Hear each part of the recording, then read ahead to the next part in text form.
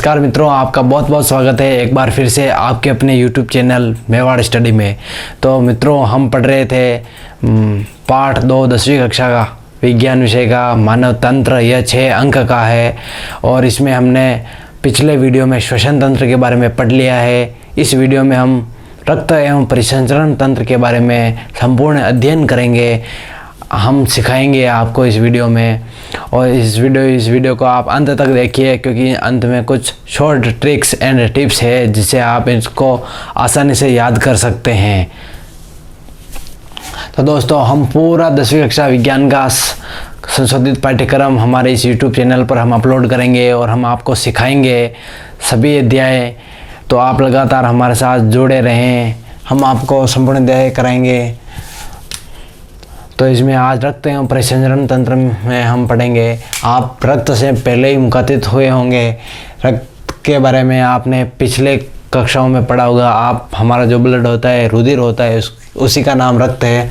तो रक्त क्या होता है? रक्त एक तरल संयोजी उत्तक है। रक्त क्या है? रक्त एक प्रकार का उत्तक है।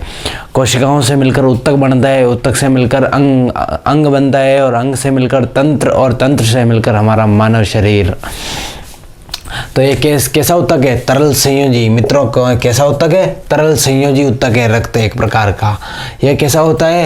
हल्का क्षारीय होता है। क्षार अम्ल उदासीन के बारे में आपने पढ़ा होगा। तो यह हल्का क्षारीय होता है। तो जिसका पीएच कितना होता है? 7.4। अगर 7 से कम, आज मैं आपको पीएच स्केल भी समझाता हूँ यहीं पे।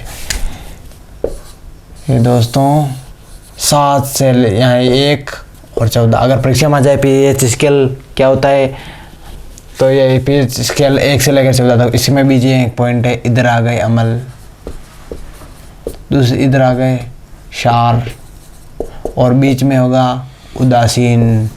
क्या मित्रों? उदासीन। ठीक है, यहाँ पे 7 तक। तो ये हमने पढ़ा। इसका पीएच कितना है रक्त का? मित्रों, इसका पीएच है 7.4। तो 7 कहाँ है? ये। तो 0.4 मतलब आगे आएंगे। तो ये क्षार है, कम में अभी, तो हल्का क्षार है ये। तो ये इधर उदासीन 1 से 7 तक के होंगे जो अम्ल होंगे, और 7 से 14 होंगे वो क्षार होंगे। तो ये 7.4 ही है, 8 भी नहीं है, तो हल्का क्षार है। क्या है रक्त? हल्का क्षार है। इसका निर्माण अस्थि मज्जा, हमारा जो शरीर है इसमें इसका निर्माण कहाँ पे होता है मित्रों? अस्थि मज्जा में होता है। किसका? रक्त का निर्माण। तो यह सामान्य मानव में कितना पाया जाता है? हम सामान्य व्यक्ति में लगभग 5 लीटर पाया जाता है रक्त। कितना? 5 लीटर रक्त पाया जाता है। रक्त किन से मिलकर बना होता है? रक्त के कितने 2 प्रकार है। कितने? 2। पहला है प्लाज्मा, दूसरा होता है रक्त कोशिकाएं। रक्त कोशिकाएं के बारे में आपने सुना होगा, लाल रक्त, श्वेत रक्त कोशिकाएं, तीसरा बिंबाणु, जिन्हें प्लेटलेट्स या थ्रोम्बोसाइट भी बोलते हैं।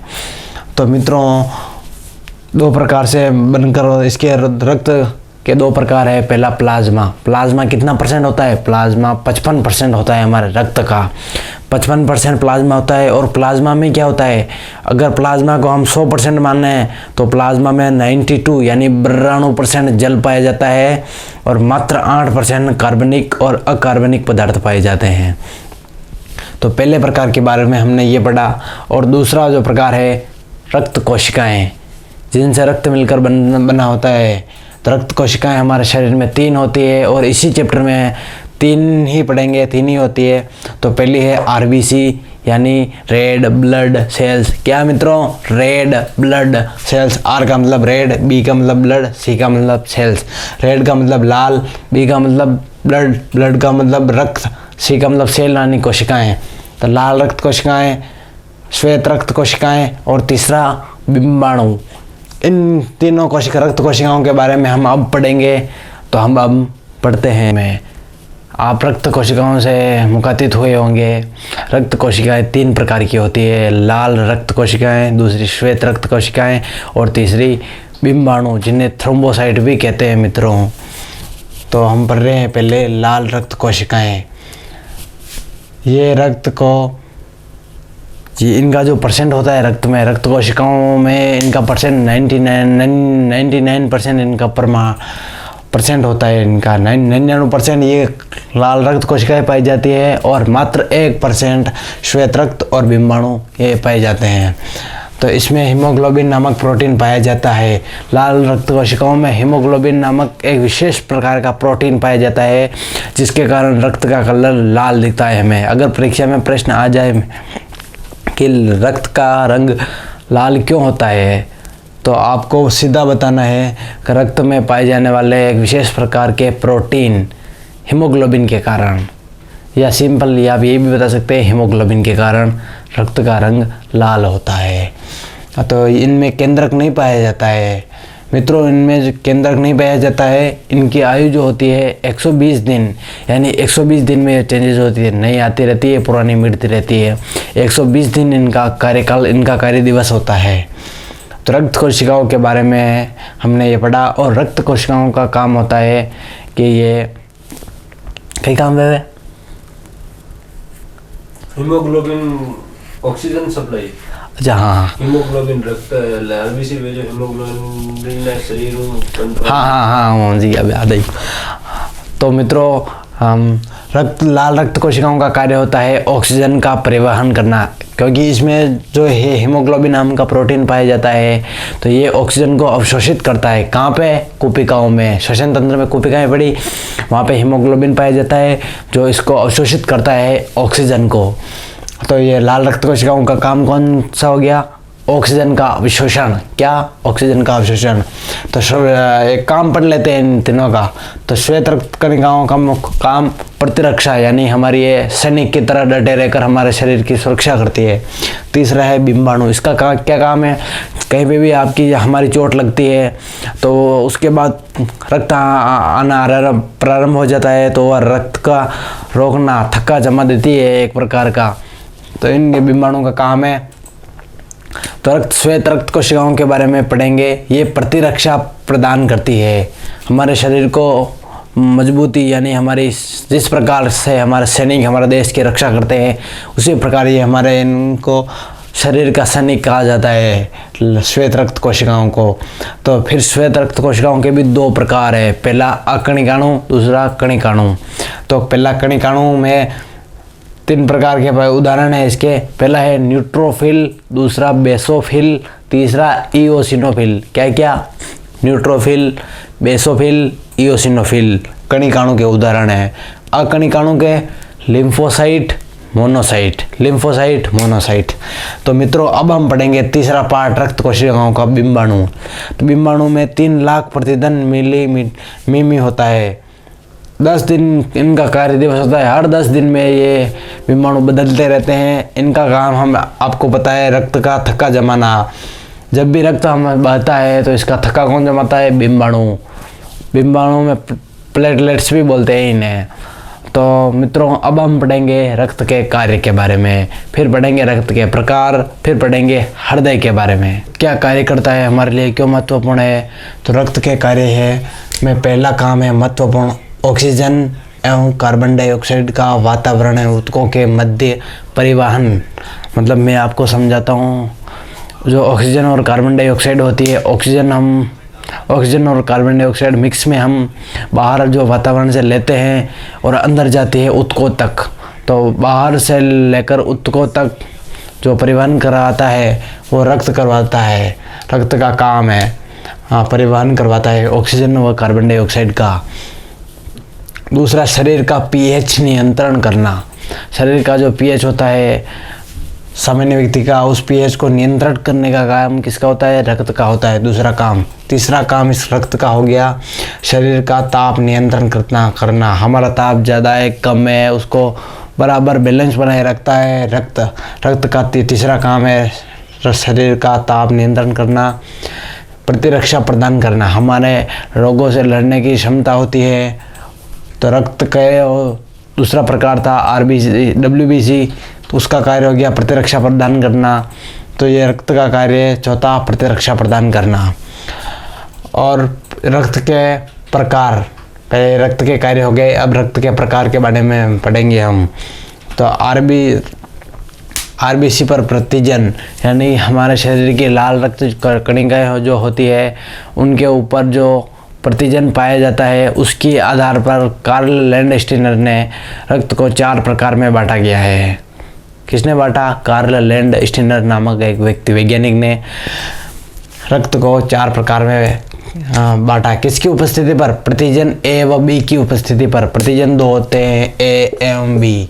इनकी कहाँ पे उपस्थिति? आरबीसी यानी लाल रक्त कोशिकाओं की उपस्थिति पे। उपस्थिति के आधार पर 4 प्रकार में बांटा है। 4 कौन कौन से हैं साथियों? पहला ए कौन सा प्रकार रक्त का? ए, बी, तीसरा ए बी, चौथा ओ। तो ये 4 प्रकार बांटे हैं। हाँ, किस प्रकार आधार पर बांटे?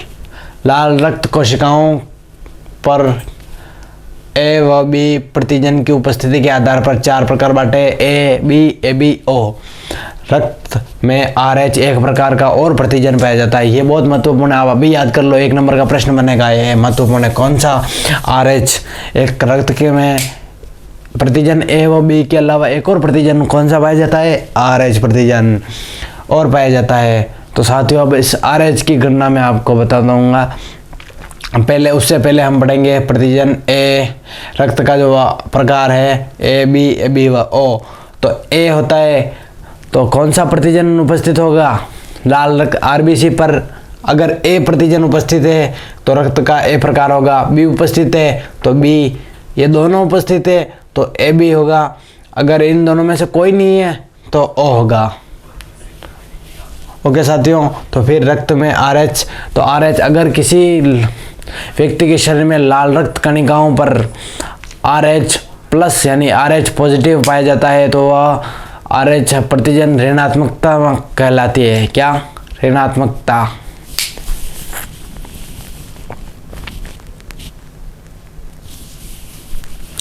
तो उन व्यक्तियों का RH ऋणात्मक कहलाता है।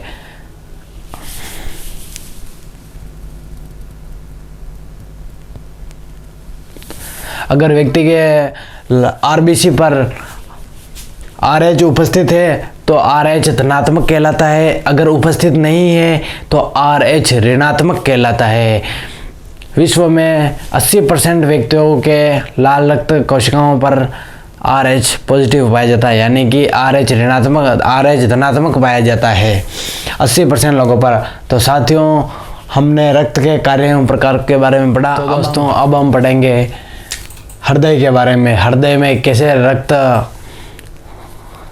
रक्त शुद्ध होता है, हृदय में कैसे रक्त शुद्ध होता है और किस प्रकार से अशुद्ध रक्त आता है और शुद्ध जाता है, और हृदय का आकार कैसा होता है, रंग कैसा होता है, सब कुछ जानेंगे हम हृदय के बारे में।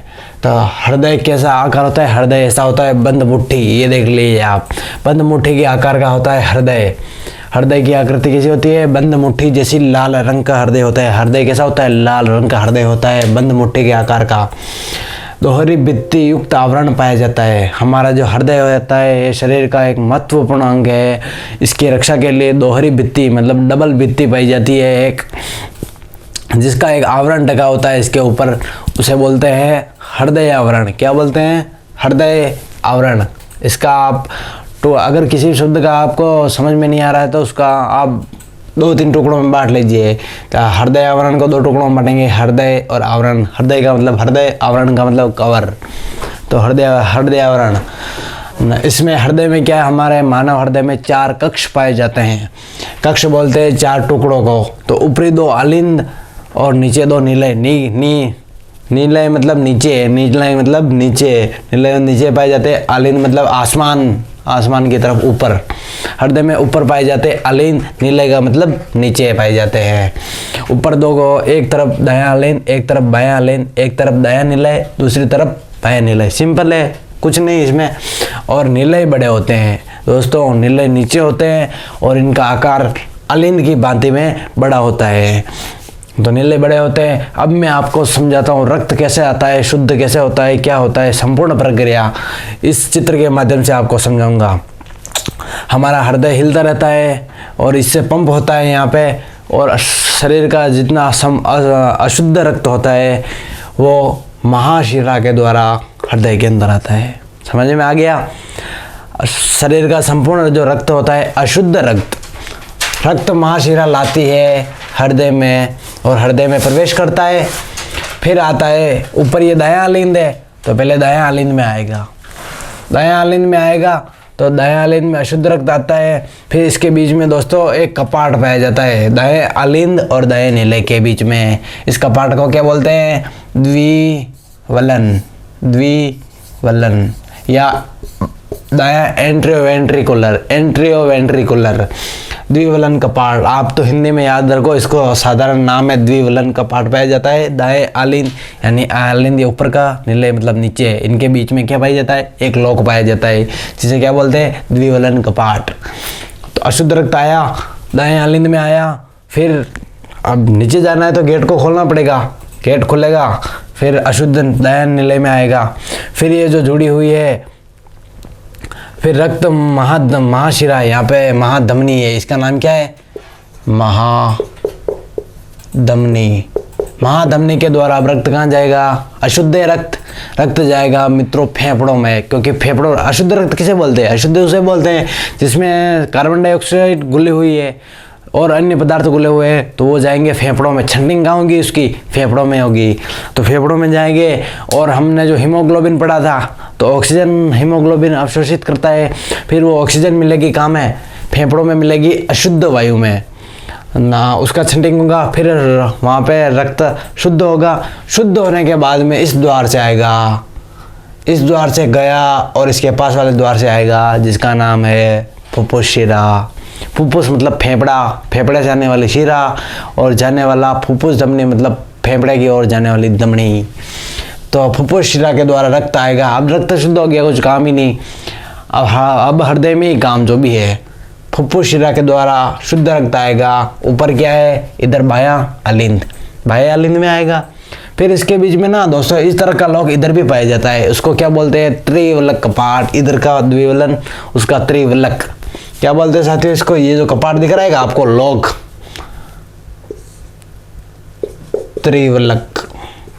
त्रिवलक कपाट पाया जाता है। पहले ऊपर वाले बाएं आलिंद में आएगा, फिर वो भराएगा और बीच में लॉक खुल जाएगा, नीचे जाएगा कहाँ? नीले में। बायां नीले, नीचे नीले मतलब नीचे। तो शुद्ध रक्त फिर बाएं नीले में आएगा। बाएं के बाद में इसमें धमनियाँ पाई जाती है और वो धमनियाँ शरीर के आवश्यकता अनुसार रक्त का परिसंचरण करती है। तो साथियों इस प्रकार से हमने रक्त के बारे में आज इस वीडियो में संपूर्ण जानकारी ली, सीखिए। हम आज के वीडियो में हम आपको पढ़ाते नहीं, हम आपको सिखाते हैं। हमारी क्लास आपको सिखाने के लिए हमने चलाई है। तो दोस्तों आज की कक्षा में बस इतना ही। आपके लिए कल कुछ नया लेके फिर हाजिर होंगे, तब तक के लिए नमस्कार।